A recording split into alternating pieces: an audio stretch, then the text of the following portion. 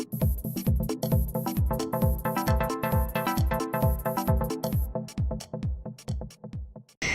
I'm Louise and we're here today at the Life in the Dark exhibition at the Natural History Museum. Now this exhibition has been created to give us a glimpse into life in caves, under the ocean, and to see how animals survive in such extreme conditions.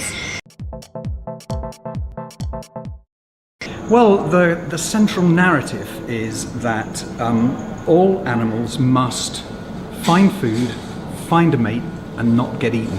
They're the imperatives of life.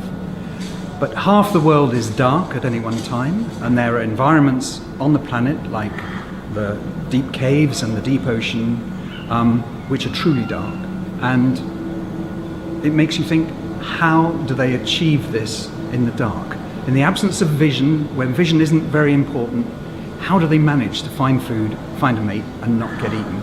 So that's the central story, and we pick out a lot of animal examples to show. In moonlight, for example, vision still can be important, and we pick out examples of enhanced vision, and then we move on to sounds, the kind of sounds that are important for communication at night, particularly for communication between mating pairs, for example. And then we move on to chemistry, the importance of taste and smell in finding food and so on. Okay, so for sort of the laymen among us, if you had to sort of very simply describe the big differences between life on the surface and life sort of down 100,000 feet or however far it is, what would those differences be? Well, in deep caves, the differences are, because everything is so low energy, animals tend to be small, they tend to be colourless or white, they tend to be blind. So they rely on other senses. They may have long antennae for finding their food. They may have very well developed sense of smell to sense pheromones that are being produced by the opposite sex, for example, or to sense their food in the water. When you get into the deep sea, you get even more bizarre body shapes.